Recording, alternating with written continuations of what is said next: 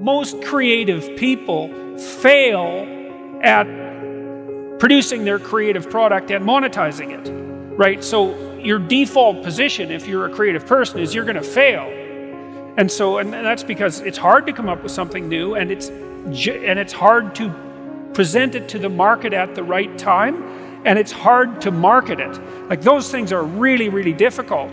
And so what successful entrepreneurs do is they just keep doing it over and over and over and over and over and over and over. And eventually, if they're fortunate, one of their ideas happens to hit the right place at the right time. Even if your idea is good, that doesn't mean it will be successful.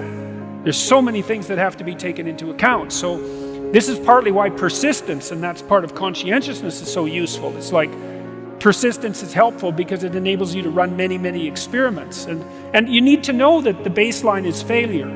You know, it's important, because otherwise you'll blame that on yourself.